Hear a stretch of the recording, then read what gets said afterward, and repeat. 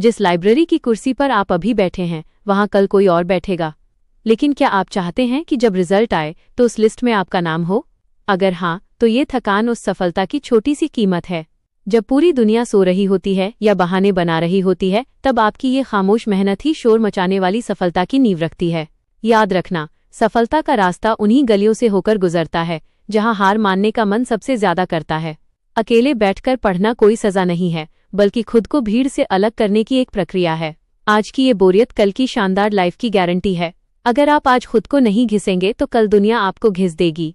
आज अगर आप अपनी नींद और आराम का त्याग कर रहे हैं तो यकीन मानिए आप उन लोगों से कोसों आगे निकल चुके हैं जो सिर्फ सपने देख रहे हैं। असली खिलाड़ी वही है जो थकने के बाद भी एक और राउंड लगाने की हिम्मत रखता है। आपकी कलम की स्याही आपके पसीने के साथ मिलकर आपकी किस्मत लिख रही है। उठो, फिर से शुरू करो, क्योंकि मंजिल बस कुछ ही पन्नों की दूरी पर खड़ी आपका इंतजार कर रही है।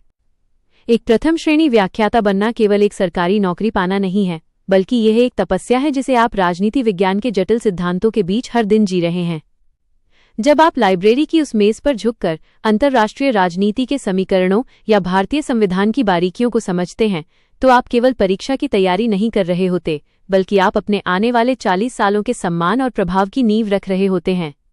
दोपहर के 2 बजे का समय वो सबसे कठिन समय होता है, जब शरीर सुस्ती मांगता है और मन बाहरी दुनिया के आकर्षणों की ओर भागना चाहता है। लेकिन यही वह समय है जब एक औसत छात्र और एक भावी व्याख्याता के बीच का अंतर तय होता है। अरस्तु और प्लेटो के विचारों को केवल कागज पर उतारना काफी नहीं है, उन्हें अपनी नसों में उतारना होगा। आपको ये समझना होगा कि आपकी हर एक मिनट की मेहनत आपको राजस्थान के शिक्षा विभाग के उस गौरवशाली पद के करीब ले जा रही है। राजनीति विज्ञान जैसे गहरे विषय के साथ न्याय करने के लिए आपको मानसिक रूप से बहुत मजबूत होना होगा।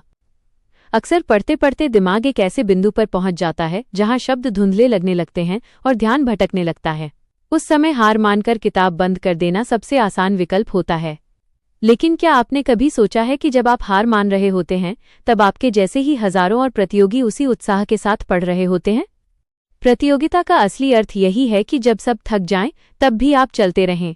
आपकी सफलता इस बात पर निर्भर नहीं करती कि आपने कितनी बुद्धि पाई है, बल्कि इस बात पर निर्भर करती है कि आप में टिके रहने की कितनी क्षमता है।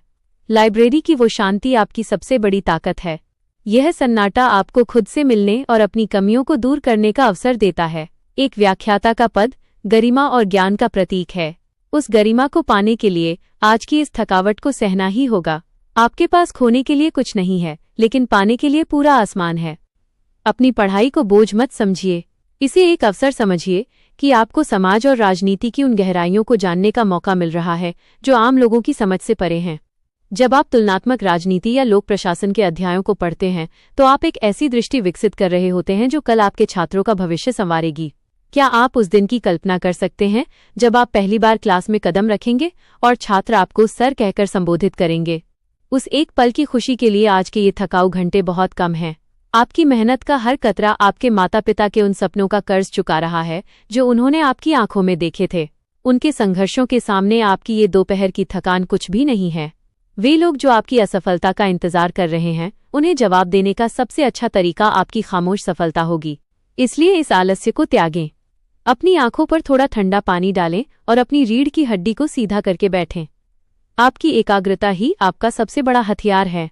मैकियावेली के यथार्थवाद को याद करें और समझें कि सत्ता सफलता आसानी से नहीं मिलती, उसे छीनना पड़ता है अपनी मेहनत और लगन से। पन्ने पलटते रहिए, नोट्स बनाते रहिए और तब तक मत रुकिए जब तक कि आज का लक्ष्य पूरा न हो जाए।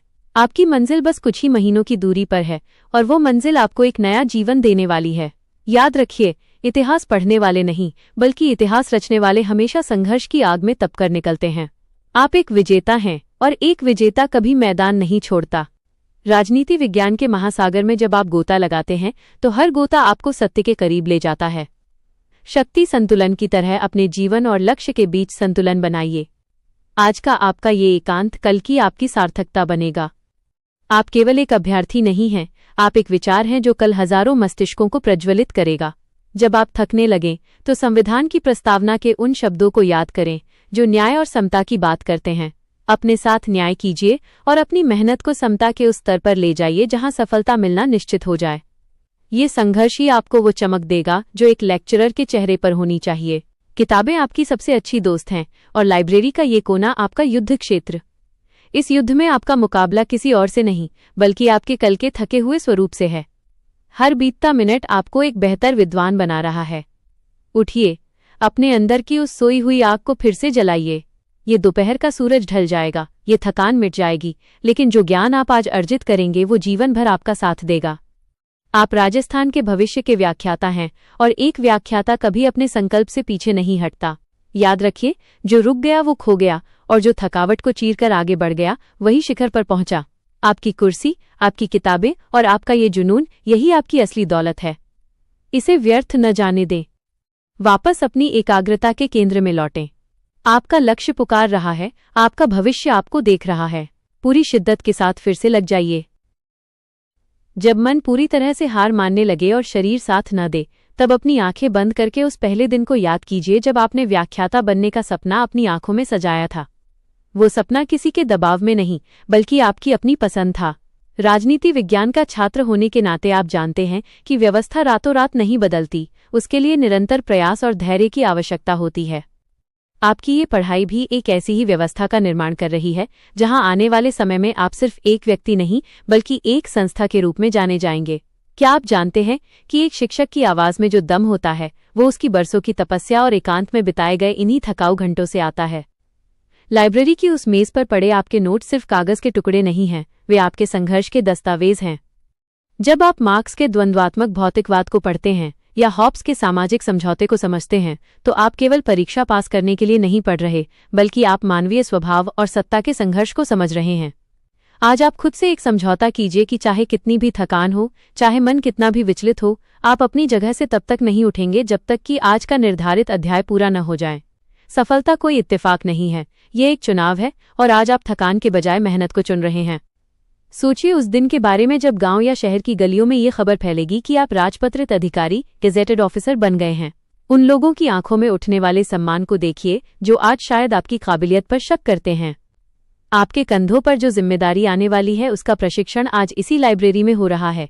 अगर आज आप 5-6 घंटे की पढ़ाई से थक रहे हैं तो कल आप 500 छात्रों का भविष्य कैसे संभालेंगे? खुद को तपाना सीखिए, क्योंकि जितना गहरा आपका संघर्ष होगा उतनी ही शानदार आपकी जीत होगी। राजनीति में जैसे प्रभुसत्ता, सोवरेंटी सबसे सर्वोच्च होती है, वैसे ही आपकी दिनचर्या में आपकी पढ़ाई सर्वोच्च होनी चाहिए। बाकी सब कुछ, नींद, थकान, सोशल मीडिया, मनोरंजन, इन सबको इस लक्ष्य के अधीन होना होगा। जब आप थककर अपनी गर्दन पीछे झुकाते हैं और छत को देखते हैं, तब याद रखिए कि सफलता का रास्ता बहुत संकरा है। यहाँ केवल वही निकल पाता है जिसने अपनी सुख सुविधाओं की बलि दी हो। आप राजस्थान के बेहतरीन व्याख्याताओं में से एक बनने जा रहे हैं और एक बेहतरीन शिक्षक वही होता है जो खुद एक बेहतरीन और अनुशासित छात्र रहा हो। दोपहर की ये सुस्ती सिर्फ एक छलावा है, ये आपके संकल्प की परीक्षा है। इस परीक्षा में फेल मत होना। अपनी कलम उठाओ, पन्ना बदलो और फिर से उदारवाद की गहराई में उतर जाओ या संविधान के अनुच्छेदों को अपनी रगों में बहने दो।